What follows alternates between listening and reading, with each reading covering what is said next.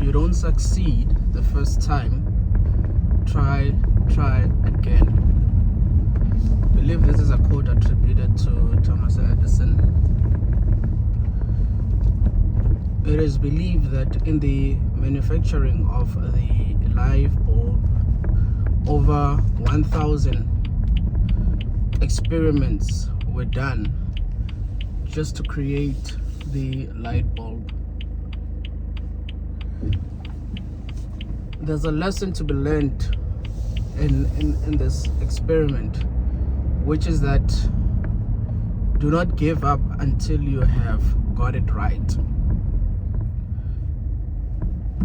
There is always a need and a temptation to always succeed, which is good, all well and good. There's nothing wrong with always wanting to succeed, wanting to reach your goals, want to hit your targets. But the reality of the situation is that you will not always hit your targets. You will not always get it right. And that is the most important thing about it, is that you aim. At the end of the day, you've aimed. And so sometimes your aim is bad. You're not good at it. You're not skilled enough at it. You may miss the target. You may miss the mark. You may even at some point come close to hitting the mark, but not hit it. And so when you look at that experiment and you look at how many times they had to do it, you realize that success or succeeding is not based off of one result, is based off of the improvement of the process. You need to improve every single day in the things that you do, whether it's you're a lawyer, whether you're an engineer, whether you're a doctor. To be successful is not getting into that profession. It is not getting into that position. Success is to work as efficiently and effective as possible in that particular area. Because at the end of the day, you need to get better at your skill. You need to get better at what you do. That's why you find people who are the best in their field, they still do the basic things of maybe studying, maybe training every day. Whatever it is that their field requires them to do on a daily basis, they do it. And that's the lessons and the essence of, if you fail, keep trying. Keep trying. Don't stop. Don't stop because of one minor setback. Don't stop because you didn't get it right. Don't stop because, well, it's too hard. It takes a lot of time to get to the place where I am getting it right. It is a test of persistence when you fail. The more you fail, the more you have to show how persistent you are in trying to get what you want. You work at it. You keep pushing. Of course, there will be pressure. There will be pressure that comes in a sense of, man, am I not smart enough? Am I not skilled enough? Am I not knowledgeable enough in this particular area? And that should not be a discouraging factor, but that should be a motivating factor that says, because I lack this particular skills, knowledge, or ability, what can I do to attain that level of skill, knowledge, and ability so that I can reach my goal?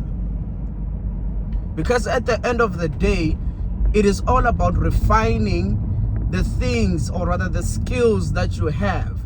It's all about improving the skills that you have. You cannot rely on one way of thinking. You cannot rely on one basic way of doing things. You have to constantly improve yourself. You have to constantly improve your knowledge. And that's how you get better and get effective at what you do. The problem with a lot of people is that once they fail once, they let go, they throw hands in despair and say, I can't do it. Whereas trying again is the better mode of living. Trying again is a better way of thinking about it. Trying again is saying to yourself, I'm not gonna give up. I may not try tomorrow because I may still feel bad about myself, but what I'm going to do is in the next coming days, I'm going to rise up and do it again.